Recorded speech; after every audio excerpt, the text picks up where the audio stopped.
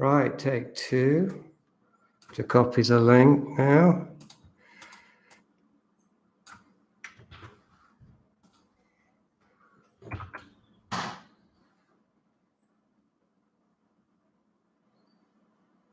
Hopefully people got that. Let's see. Let's take it over to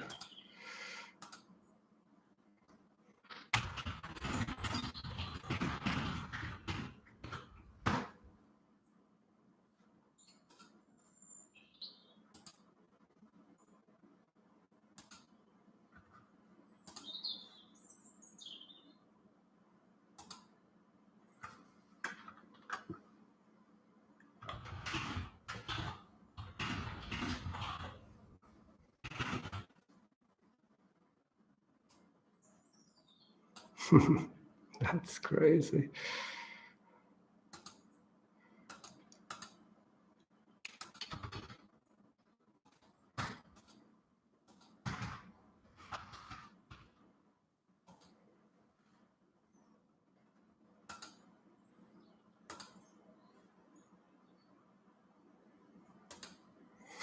All right, well, that was unfortunate. An unintentional cull. I'm guessing, or at least hoping, that those who were here will find their way to the new room. Well, it was 11 of you here, and there was only 10 in the last one, so that seems like that's working. Well, that was a opportunity for a live enactment of stressful situation in which staying calm is the best option. And there isn't really any reason to get stressed out over such things. And I didn't, which is surprising to me. So I can't say where were we because I hadn't even got started. Definitely is better video. I was using a USB adapter, which I just bought.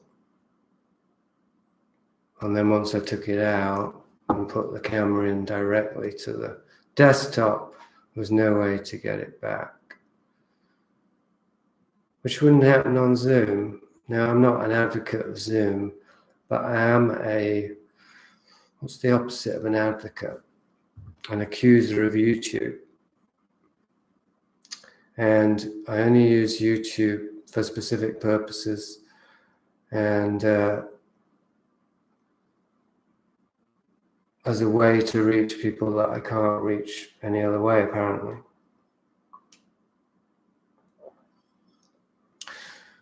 And I have tried this before, but I'm trying it again. What this is about is, or not what it's about, but what the procedure is going to be, is I will talk for a while, and then at a given point I will go over to Zoom and meet anyone who wants to meet over there. I'll share the link to Zoom shortly and open the room. And so I'll be in both places at once, but I can't use the camera in both places. So once I'm ready to start in Zoom, then I'll turn off this channel. And it did occur to me at the last minute today that this is kind of a mini enactment of exiting hell, if we stretch our metaphor a bit or clutch at straws a little bit and say that YouTube is hell.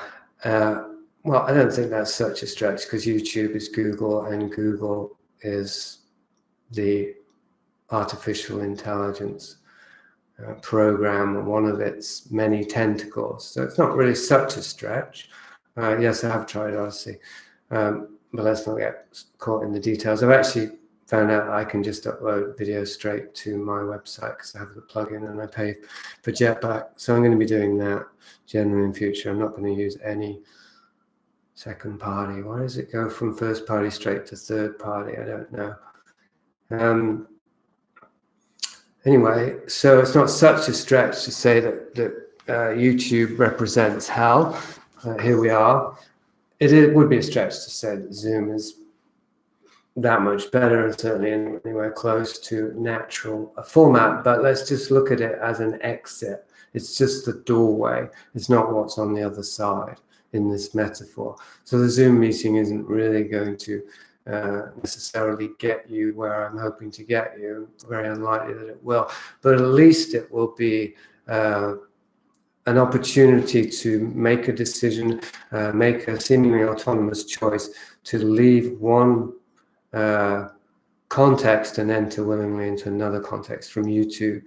Where you're this faceless audience, and I would like to ask, there's 18 people here, if you could just say hello on the chat thing, then at least I can see some names, and that would help me to get some sense of who's there.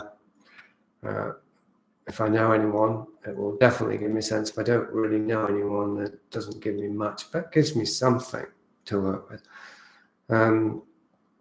So anyway, that's a microcosm, a really tiny, almost infinitesimal microcosm of the purpose of the exit strategies in the End Times workshop. I don't really like the term workshop. It makes it seem like it's something that you or I know what it is, and it isn't that. Hello, everyone. Oh, it's Seb. It isn't. I mean, I don't know what it is. I have to put names and structure on the things that I do to some degree. Even if I just announce them, I'm going to be using words to describe what it might be. So I just try and sum up essentially what I think the purpose is. But that doesn't mean that I know. So it's certainly unlikely that you know. Exit strategies in the End Times, well, hopefully that speaks for itself. I'm just pausing for a second rather than saying or So today I didn't come with anything. It might have seemed like I had something prepared because I described an event before it happened. But I didn't really know if I was going to be referring to any of those things. For example, the points. I won't say hello back to everyone, but I am checking. It does help. There were a few points in the email that I said I would address. I may get to those.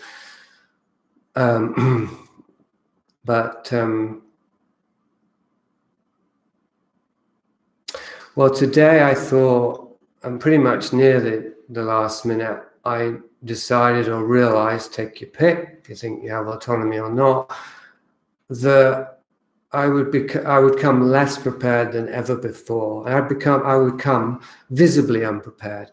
I wouldn't even change my renovation outfit. Some cynics might think I put this on especially for this because it's a kind of chic reno fashion statement, but that's not the case. I did actually put the hat on because I thought it would more directly communicate the filth that I'm surrounded by, because you can't see the rest of me. But the rest of it, it's just my work clothes. And normally I might even have a shower, but certainly I'd change my outfit and I'd try to get cleaned up, and that would be part of my preparation. But it occurred to me that what I really want to bring here, besides spontaneity in the moment and a piece of me, a piece of my experience, is what it's like to be fully immersed in extricating oneself from society and getting back to the land. And it would be better if I was covered in pig shit, but I don't currently have pigs, and I'm not currently farming. I haven't got to that stage yet. I'm in the renovation stage. I have been doing some land clearing, but not recently. The renos they've really taken over recently, working on doing a bathroom, and it's total improvisation. I won't even start, because then we'd spend 10 minutes talking about that. The point is that renovating, being involved in renovations, for those who haven't done it, is an opportunity to learn the art of calming the nervous system and adapting to the law of matter on a moment-to-moment basis by being, or as a result of being, triggered almost constantly, if you're me anyway, by the laws of matter. Constantly infuriated. Where did I leave the tape measure? Where did I leave the hammer? Why didn't that nail go in? Why have I got paint on my hand and now it's all over the glass that I've just cleaned, right? All these questions, which is the indignant false identity expressing its annoyance, make no sense. Essentially, the reason is because, well, you did it that way, chum. There's a long comment there I don't really have time for right now, because I have to just keep in the flow of things. That's about the law of matter, observing the law of matter and obeying, not in the sense that we obey authorities, which I don't, generally speaking, although I'm not a teenage rebel or anything like that, but I think most of you know where I stand as regards false authorities. Anyway, I don't consider matter, or the Lord of matter, or the Prince of matter, or Satan himself to be a false authority, and that's very key to the exit strategy to hell. I've learned to respect the forces of nature rather late in life, actually, but before that I learned to respect the forces of darkness. I'd say quite young I learned to respect the forces of darkness. And they're not completely synonymous or anything like that, or I wouldn't claim they are, but I would say that our resistance to the natural configuration of things, and just how difficult it is to really get back to the land in this way, I mean it metaphorically, but also literally, is an indication of how far we've become dissociated from it. And that dissociation is also skewering, clouding our perception of the forces of darkness. We're the ones who are in the darkness. If you're in the darkness, you can't really say much about the darkness, or certainly not what's in it, because you can't see anything. And maybe that brings me to one of the points that I thought I would touch on. 26 people, it's quite a number today, which is about the apparent misguided altruism of our social engineers / all-seers / satanic sorcerers, elite / bunch of assholes in power. There's a lot of levels or gradations on this spectrum, as I've talked about many times before, from Satan down to, I'd say, Jeff Bezos, not because he's the lowest minion, but he's visible. He's one of the highest visible ones. So obviously, there's a whole bunch of minions underneath Jeff Bezos. Everybody who works for Amazon, sorry if you do. But I'm not going to name any of those. I don't know them by name. It has to be somebody you can recognize. And we might feel safe and warm calling Jeff Bezos or Bill Gates or Ray Kurzweil, who's Elon Mark Zuckerberg, or Fauci, or, you know, name your latest demonic avatar. Don't think it's worth tarnishing Joe Biden with much of a brush, frankly. But anyway, name your latest bête noire. I've lost the thread of that sentence. We might feel safe and warm accusing them of evil or thinking them as evil and demonic. But it doesn't really get us very much of understanding, I would say.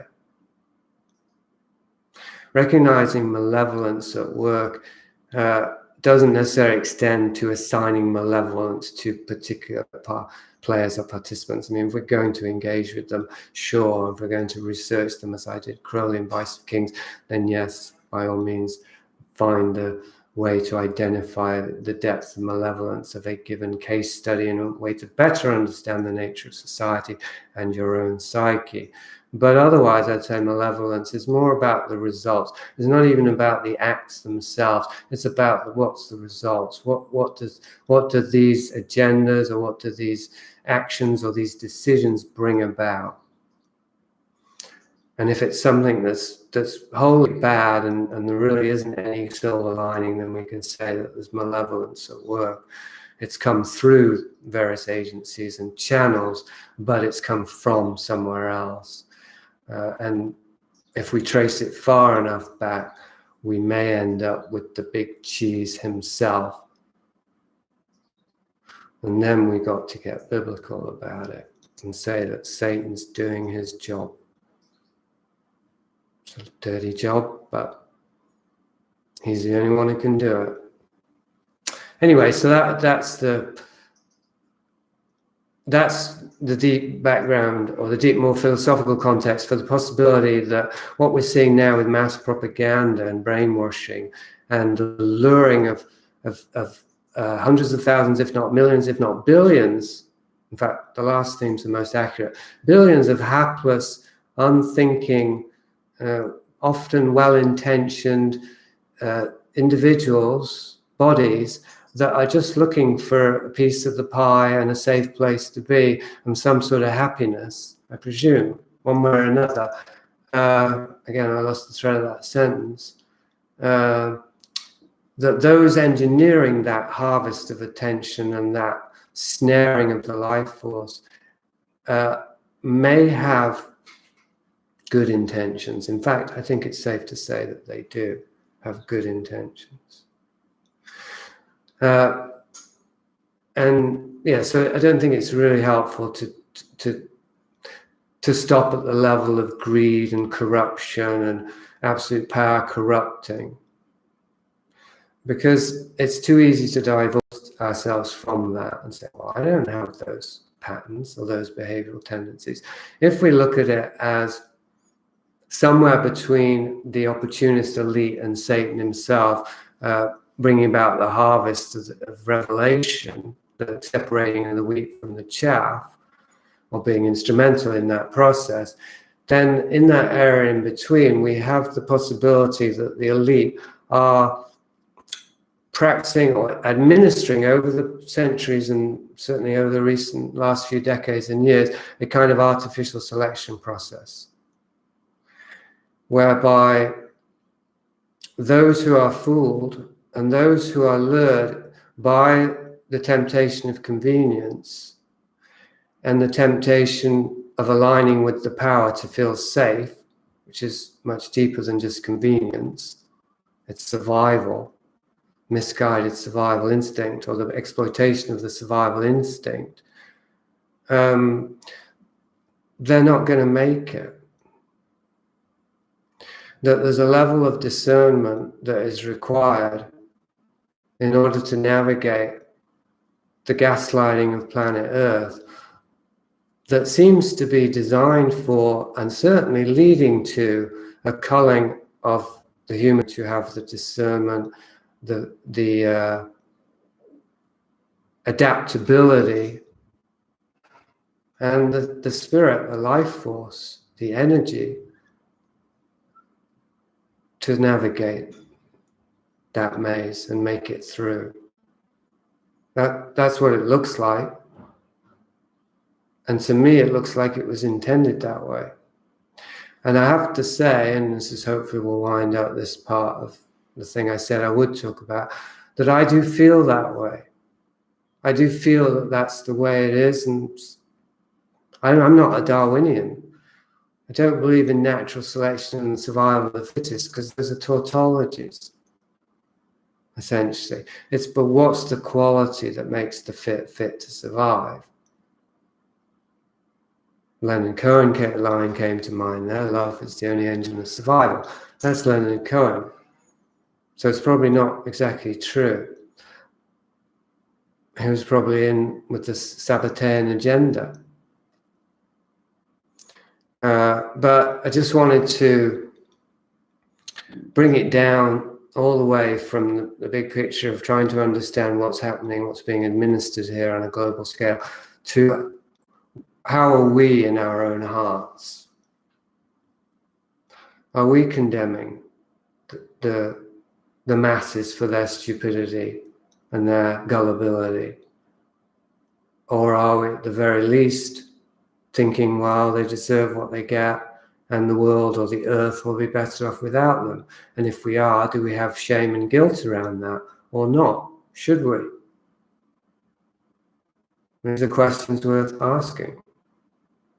And I don't have the answer. I mean, I can tell you for myself, probably it was yes to all those questions, but I don't remember. Sorry, his notification, if it took you so long. I did put a link in the last one. Should have made it in. Anyway, you can catch the video and hopefully come over to Zoom. Right, so that was point number one. I said I wasn't going to try and cover, but I said I might not anyway. But I guess I am. Point number two, as I recall, is it related? Maybe. Is why should you listen to me when it comes to making choices about whether or not to, and if so, how to extricate yourself from an anti-life social system that has a built-in self-destruct mechanism which makes it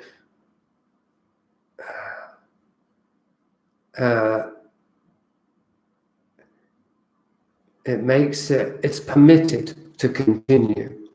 It makes it permitted. Like, there's a question, religious people, Christians, believers in God, or ex-believers in God rather, or atheists, say, well, if God is real, then how come he lets all this bad shit happen? I mean, that's the question that always comes up. And that's the answer that I'm offering. Well, God only lets the bad shit happen that is part of the larger plan. And it relates to free will, as you know, if you've done your theological studies, that there are consequences for our choices or our lack of choices.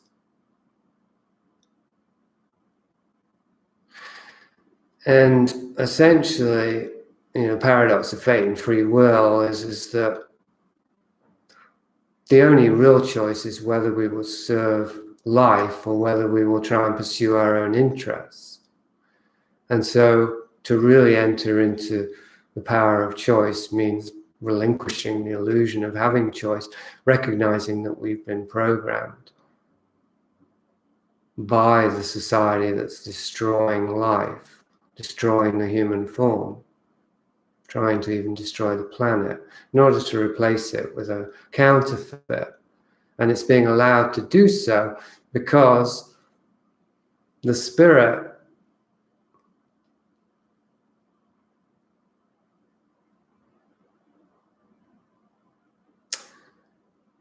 will always prevail, and the spirit, as in the time of Noah and the time of Lot, Sodom and Gomorrah, and apparently the time of Revelation, God seemed only to be interested in saving one man and one woman, and that's just going to have to be enough.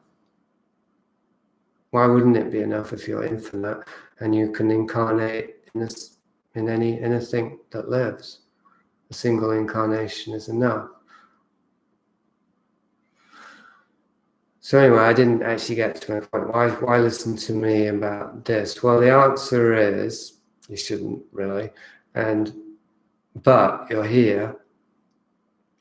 And the reason that I do these kinds of things, and the reason why I do work so damn hard, even though I've got a lot of renovations to do and not much time left, is that it really matters. Like, yeah, maybe one man and one woman, if they're healthy and harmonious enough and have the right genes, is enough. But no, I think God has other plans. I think He's looking for a few more than just Adam and Eve redux. And I know that I am. And so if I've been gifted with some sort of foresight, like the snake that feels the earthquake, and that it's got me where I needed to be in this time of tribulation. Now, we don't know that it has. That's why I'm saying don't really listen to me, except insofar as you can see, well, this guy has made some right choices that I don't know anyone else who has. Maybe that's not true. I don't know anyone else who's on YouTube right now anyway who has. Let's put it that way. Don't want to turn this into a hierarchical thing either. But life experience, the proof is in the pudding. What I'm offering, which is a way through and out the other side of an anti-life system that wants to destroy you and harvest your life force, is just what I've done so far and what's worked for me. And that is, in short version, that in February 2020, well, this is a very short version because I'd have to tell you my whole life story to really give you the picture of how I tried to sell my soul to Satan, but at the last minute saw the light and found a way back to God. That story. I'd have to tell you the whole backstory too, but it's all out there, so if you're interested, go find it. So starting in February 2020, because of my time with Dave O'Shaughnessy on the island in Finland, and many retreats I went there, just how much it was transforming me and how rapidly over a period of 10 years, I took a couple of years off, I decided after a long time procrastinating or contemplating that it was time to move to Europe to be closer to Finland so I wouldn't have to spend so much damn money on the flights. Now, this was in a larger context of being somebody who was born with an innate sense of evil and with an innate sense of crisis, impending crisis. Well, I was born into a crisis zone, but then so were you. And even your birth process was a crisis situation, was a battle. So, but I meant it a little bit more specifically. But anyway, as far as I know, I always had a sense that the configuration or the landscape that we were calling reality was not really reality, was in fact a trap, a kind of trap. And that it was all going to come to a horrible end in my lifetime. So even though I wasn't a Christian, I had a felt innate belief that I was living in the end times and that Judgment Day was a very real day that we could count down to if we had the calendar, not just our personal deaths. Anyway, so that's the context that in February 2020, I thought, I think it's time to move to Europe to get closer to what Dave O'Shaughnessy's doing. Also, my last surviving family's there. There were a number of other practical reasons. Those are the main ones. So that combined with, well, let's find a property that we can turn into a retreat center and go back to the land and be ready for the time where it becomes harder and harder to move in society freely without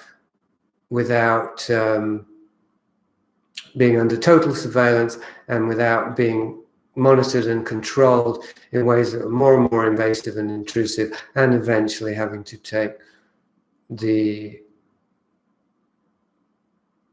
biblical mark of the beast. My point being here simply that before I'd even heard about COVID, I was planning the move.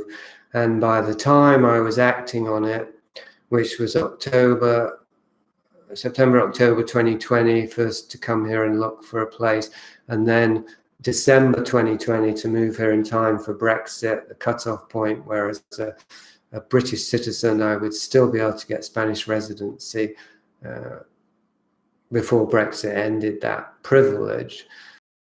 And then my wife came in May, and then we found a property and so on. So looking back, you see, none of us, including Tuco and my cat, could have made this move a year later. It's possible in a year from now things have changed again, but I don't think so.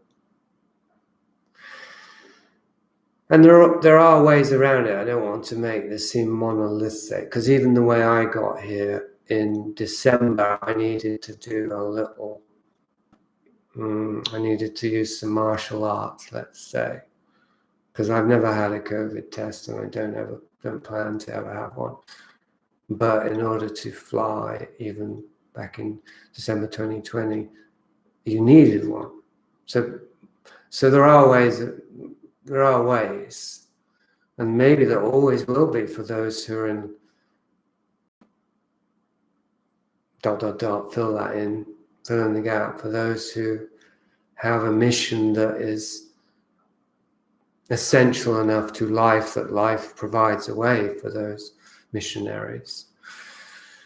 But I certainly wouldn't like to be trying it this December, this October. Well, we are in October now. I would just say, fuck it, we're too late. So something's working out, and I can feel it in my fingers and I can feel it in my toes. Love is all around me, and the feeling grows. And essentially, that's really all I have to share. Is that feeling, the divine transmission of life itself, landing in this body and emanating out to touch all those who are receptive to it, so that they can recognize it in themselves, you can recognize it in yourselves and follow it home. That's essentially what I'm offering, to help you see something that you already have. And don't want to say but, because Jon Snow's dad said that everything that comes after the word but in a sentence, or before the word but, is bullshit. And so I wouldn't want you to think that. So, and there are practical tips that I can share. I mean, even so far as renovations, and my last point, how to make membrillo candy that, I don't know, if certainly it'd be good in the wilderness. I don't know if it'd get you through winter or not. But anyway, this is our first project in terms of living off the land and letting the land remake us in its image by observing the laws of matter and following them in such a way that we are nurtured and nourished by matter, the big mother, the real big mother, not the fake one that we're using now. Got a bit weird then. Yeah, anyway, so my wife actually did this because I was just too busy with the bathroom, even though I'm the cook around here. I guess I'm going to eat some on live, and that's a real advert. So yeah, there's a membrillo quince tree in front of our house on the land, and we picked them all recently because our neighbour told us it was time. Gave her some, she gave us some eggs and enough potatoes for the autumn, if not winter. And then you boil them up in brown sugar.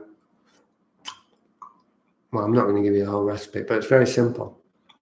And it's actually pretty good.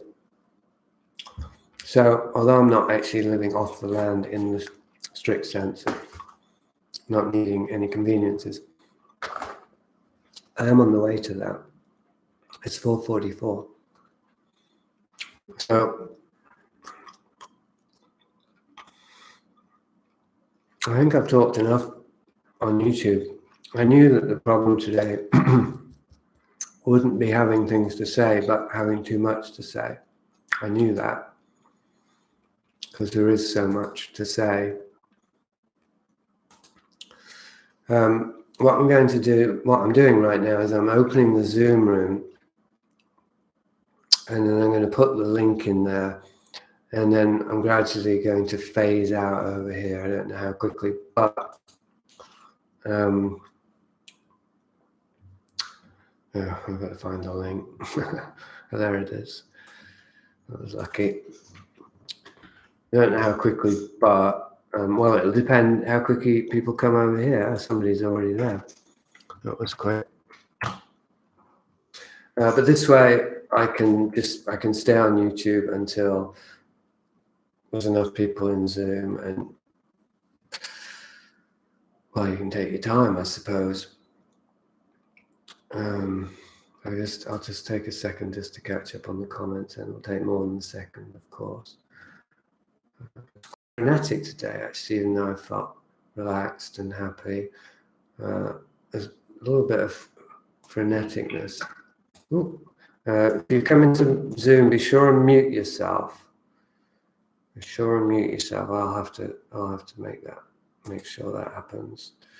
Let's see, participants. Mute more. I don't know how to do that. Oh, right, here it is. Oh, it says mute participants. I'm going to disallow participants to unmute themselves because otherwise it'll be too chaotic. So, well, this is fun. I feel like we have a method in the madness. Just keep jumping back and forth. Yeah, so I'm admitting people into Zoom now. I guess the last thing, or at least, I'll at least say one last thing, which is if you're on, and to bring it back to the first thing, if you're here on YouTube, watching on YouTube, and you're not sure about coming over to Zoom, well, ask yourself why. And if it's not an easy, obvious answer where you've got to go to work or something like that, then think about your answer, because, well,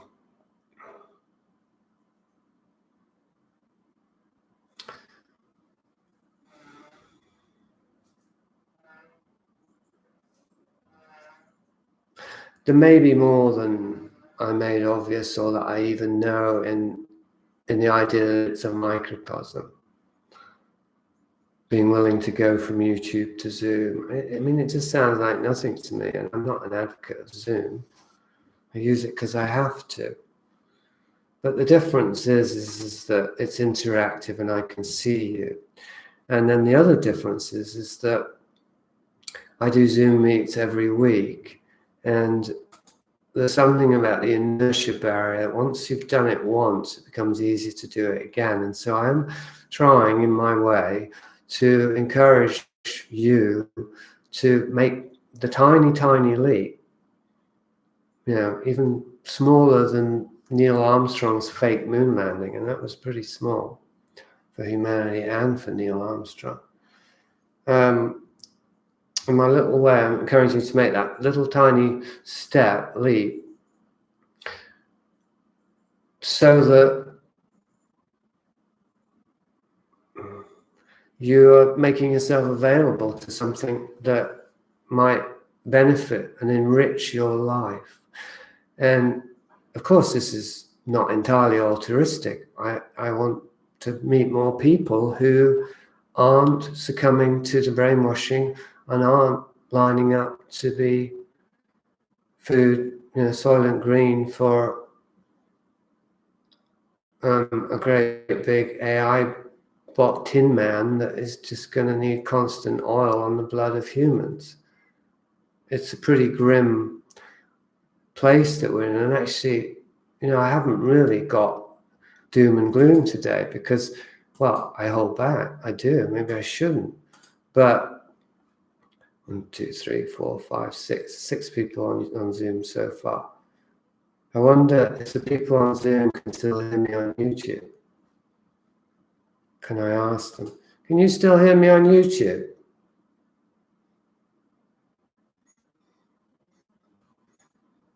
Like, give a thumbs up or something if you can. You can still hear me on YouTube, yeah? Yeah, because I wouldn't want everyone just waiting there and then they're not getting anything. All right, well, but anyway, I mean, I don't want to keep them waiting. I mean, those are the frontliners, those who are showing the chutzpah and the cojones to really come through the play wall, like ninjas coming through the raindrops. But this ain't no party, folks. Shit's getting real now. Heavy out there. And if you aren't making plans for society, then you aren't paying attention. And I'm not saying come to Spain. I'm not saying, well, I came to Spain and that's where it's at. I'm saying seems like I came to a place I needed to get to. And there's a place where you need to get to if you're not already there. That's clear.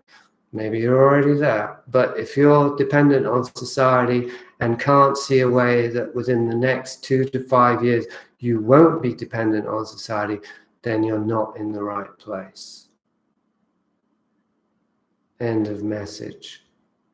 Please come over to Zoom and we can continue whatever, because I really think it's going to be well worth all of our time. But if you don't, thanks very much for showing up to this, whatever it was, and well, just email me or be in touch other ways. And I won't probably do this on Zoom anymore, or hardly at all, but I will be doing some sort of workshop, exit strategies in the end times, starting very soon at a Zoom room near you.